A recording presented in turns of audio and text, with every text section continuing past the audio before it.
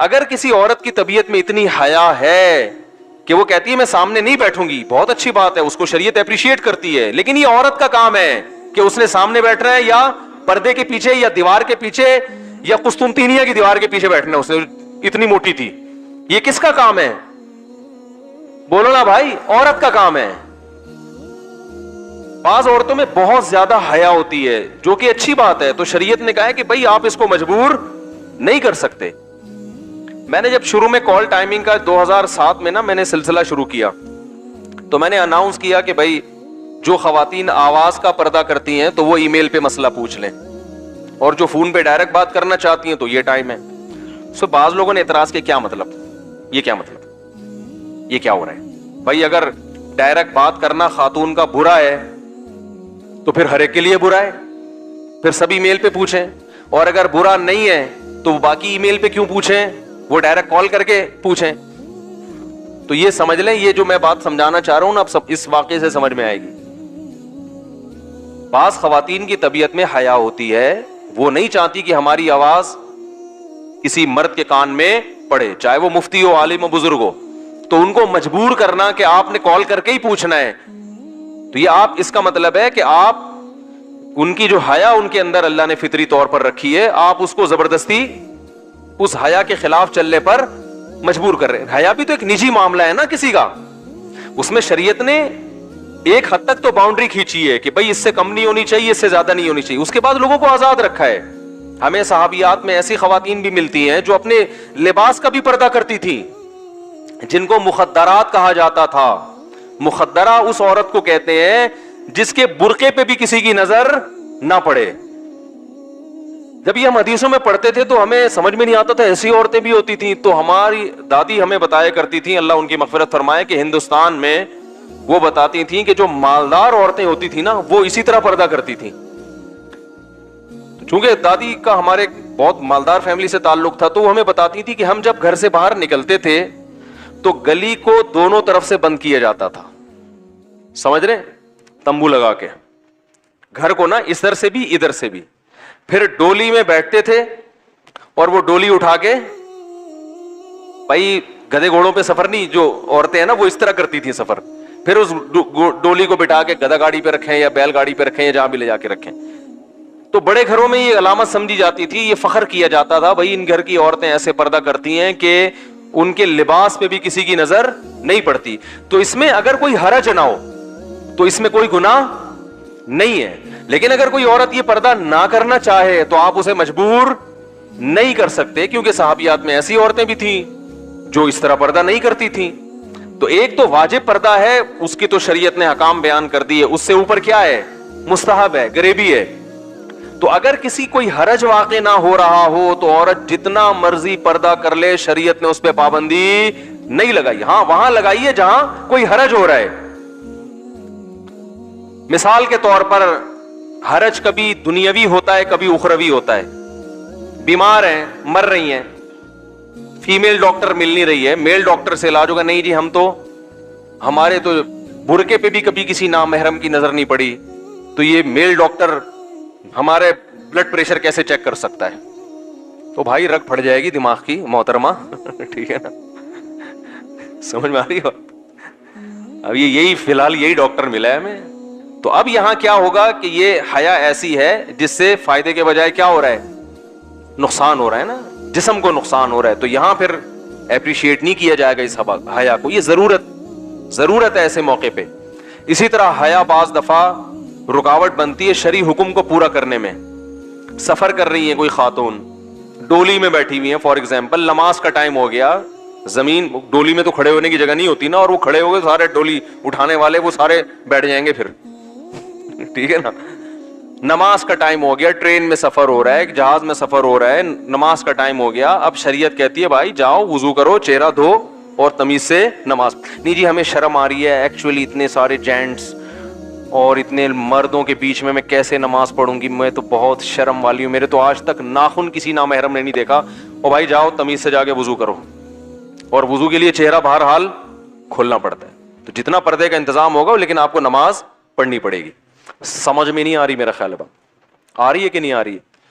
तो वुजू भी करना पड़ेगा, चाहे जगह कहीं ना हो तो मर्दों के बीच में खड़े होकर नमाज पढ़नी पड़ेगी। तो जो जो फराइज वाजिबात हैं, चाहे वो दुनिया के लिहाज से हो चाहे वो आखिरत के लिहाज से, उनको फोकस, उनको पूरा करके फिर जितनी मर्जी हया हो, शरीयत ने पाबंदी नहीं लगे। हाँ, इसी तरह कोई बच्ची शादी होके ससुराल चली जाती है, उसकी तबीयत में इतनी हया, एक तो शरई पर्दा देवर से जो फर्ज दर्जा है वो पूरा करना, वो तो लाजमी करना पड़ेगा। एक इतनी हया उसके अंदर है, एक्चुअली मेरे तो बुरके पे किसी नामहरम की नजर नहीं पड़ी, तो मेरे दुपट्टे पे अगर देवर की नजर पड़ गई तो मैं तो बर्दाश्त नहीं कर सकती, लिहाजा कुंडी लगा के, कुंडी में एल्फी डाल के कमरा बंद करके बैठ गई। अब सारी बहुएं मिलजुल के घर में काम कर रही हैं, इफ्तारी बना रही हैं, एक किस्म में पकोड़े बनाने, एक किस्म में समोसे बनाने, इन्होंने कुंडी लगाई हुई है, उसमें क्या डाला हुआ है? एल्फी। कि मेरी जो हया है ना, वो मुफ्ती तारिक मसूद साहब की जो दादी थी ना उन जैसा पर्दा मैं करती हूं कि दोनों तरफ कनाते लगा के डोली में बिठाया जाता है, तो हमारा पर्दा ऐसे हो। अब डोली तो नहीं है, ये कमरा है, एल्फी डाल दी, पूरा घर डिस्टर्ब हो रहा है। भाई तुम पेड़े खाने के लिए हो, यहां पर आई हो, बस वो कुंडी खुलेगी, यहां से समोसा पार्सल किया अपने हिस्से का। तो जब एक घर में रहते हैं तो घर के कामकाज में सबको मिलजुल के शरीक होना पड़ता है। ऐसी सूरत में उस बहू से कहा जाएगा, भाई जो वाजिब पर्दा है, फर्ज पर्दा है, वो तो करना पड़ेगा, जो मुस्तहब है उसको क्या करो, छोड़ दो, क्योंकि इससे घर में फसाद हो रहा है, लड़ाइयां हो रही हैं। बाकी बहुएं कहेंगी ये पेड़े खाने के लिए आई है, हम यहाँ ये कुछ भी नहीं करती। 12 घंटे सोती हैं, और 12 घंटे इसलिए सोती हैं कि वो मजीद 12 ताकि आराम से सोया जा सके। ठीक है, जैसे वो सोडानियों के बारे में सुना ना कि वो सुबह उठ के सबसे पहले आराम करते हैं, सबसे पहला काम उनका क्या होता है? आराम करना। तो इसलिए ये जो पर्दा जो है ना, ये किसकी जिम्मेदारी है? औरत की। मर्द को शरीयत ने पर्दे का मुकल्लफ नहीं बनाया है, मर्द को यह कहा है कि किसी पर गलत नजरें मत डालो। तो अगर कोई औरत किसी मर्द के पास आती है, तन्हाई में नहीं, तन्हाई में औरत और मर्द का इज्तिमा इस्लाम में क्या है? हराम है। उसमें फितने का अंदेशा हो या ना हो, किसी तन्हाई में आप किसी और जवान औरत के साथ नहीं मिल सकती, कितने बड़े बुजुर्ग हो आप। वैसे अगर कोई औरत मिलने के लिए आती है तो वो नबी सल्लल्लाहु अलैहि वसल्लम के पास भी आया करती थी। देखिए नबी सल्लल्लाहु अलैहि वसल्लम ने हज्जतुल वदा के मौके पर क्या हुआ है कि आप सल्लल्लाहु अलैहि वसल्लम के पीछे सवारी पे फजल इब्ने अब्बास रजी अल्लाह ताला अन्हु बैठे हुए थे, बिल्कुल जवान थे, खूबसूरत थे। एक बूढ़ा अपनी जवान बेटी को लेकर आया कोई मसला पूछने के लिए, तो हजरत फजल इब्ने अब्बास जो है ना, उस बच्ची की तरफ, लड़की की तरफ देखने लगे। तो आप सल्लल्लाहु अलैहि वसल्लम ने बड़ी मोहब्बत से उनका चेहरा जो है ना अपने हाथों से यूं करके इधर घुमा दिया, ठीक है ना, कि उधर नहीं देखो। और आपने क्या अल्फाज इरशाद फरमाए, राईतु शाबा व शाबता फखिफ्तु अलैहिमा, मैंने एक जवान लड़का देखा और जवान लड़की, मुझे दोनों पे खतरा हुआ। खतरा दोनों तरफ से होता है ना, वो भी बड़े खूबसूरत थे, तो इसका भी डर था कि ये लड़की इश्क में मुब्तला हो सकती है, ये भी डर था। हालांकि नबी सल्लल्लाहु अलैहि वसल्लम के चचाजाद भाई हैं, अहले बैत में से हैं, लेकिन इंसान तो इंसान है ना। पहले मर्द होता है, बाद में वो कुछ होता है, औरत पहले औरत होती है, बाद में वो कुछ होती है। तो आप सल्लल्लाहु अलैहि वसल्लम ने उनके चेहरे को ऐसे करके फेर दिया।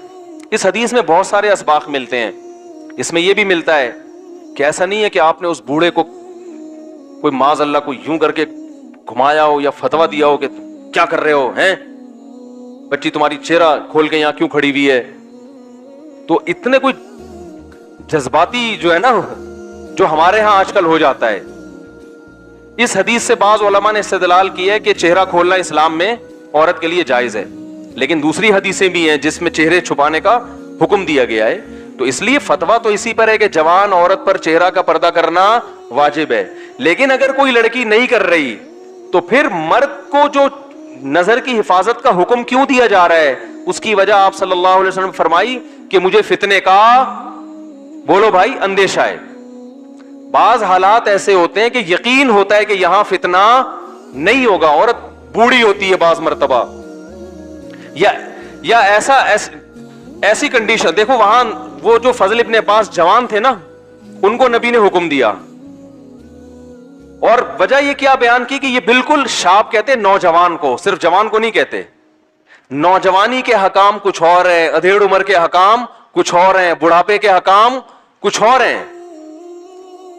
تو میں جب لوگوں کو مسئلہ بتاتا ہوں نا ان سب ان کی عمروں کا, وہ کنوارا ہے تو اس کے احکام کچھ اور ہیں, شادی شدہ ہے تو اس کے احکام کچھ اور ہیں, ایک شادی ہے تو احکام کچھ اور ہیں, 4 بیوی ہیں تو احکام بالکل چینج ہو جاتے ہیں. وہ بیچارہ اپنی بیویوں سے نظریں چھپاتا پھر رہا ہوتا ہے. سمجھ میں آ رہی ہے بات؟ جس کی 4 بیویاں ہوتی ہیں نا, میری ابھی ہے نہیں 4, میرے اوپر فٹ نہ کریں آپ لوگ, جس کی 4 ہوتی ہیں نا 4, اس کو تو بیچارے کو اپنی بیگم کو دیکھنے کے لیے بھی کچھ انرجی کی ضرورت ہوتی ہے.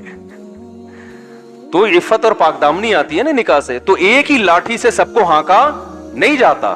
اب مولانا طارق جمیل صاحب اگر کسی خاتون سے جا کے مل لیتے ہیں اور بہن بہن کر کے بات کر رہے ہیں اور نیت بھی یہ کہ اس کو دین کے قریب لے کر آئیں گے, تو ان پر آپ وہ احکام نہیں جاری کر سکتے جو ایک لونڈا لپاڑا جو سارا دن عورتوں کے پیچھے بھاگ رہا ہوتا ہے, وہ تو تبلیغ بھی کرے گا تو ہم کہیں گے. میرے لوگ پوچھتے ہیں فیس بک پر, میں ایک لڑکی دوست بن چکی ہے, میں اس کو اسلام کی باتیں سکھا رہا ہوں, میں کہہ رہا ہوں آپ چھوڑ دو, آپ اس کو اسلام کی باتیں نہیں سکھاؤ, ٹھیک ہے نا. اس کے ابا ہیں, اس کے ماموں چاچا کو سکھانے دو, آپ اس سے فری ہونے کی کوشش. لیبل اسلام کا لگایا جا رہا ہے, تم جوان آدمی, تم کیوں جوان لڑکی سے دوستی لگائی ہوئی ہے بھائی تم نے؟ میں نے کہا اس کو علماء کے بیانات بھیجو, درس قرآن کے لیے بہت سارے علماء, ان کی لنک بھیج دو. تم کیوں فری ہونے کی؟ میں نے کہا اپنی اماں کو کیوں نہیں سکھایا آپ نے کبھی اتنے شوق سے, اپنی بہن کو کیوں نہیں سکھایا؟ اس کی فکر لگی ہوئی, کہہ رہے میں چاہ رہا ہوں وہ اسلام پہ آ جائے, وہ اسلام پہ. میں نے کہا اپنی بہن کی فکر کرو بھائی, پہلے اپنی خالہ ماموں کی فکر کرو. نا نا نا نا, وہ چونکہ خوبصورت ہے لہذا اس کو جہنم سے بچانے کی فکر بہت زیادہ ہو رہی ہے. تو ایک ہی لاٹھی سے سب کو نہیں ہانکا جاتا, احکام سب کے الگ الگ ہوتے ہیں.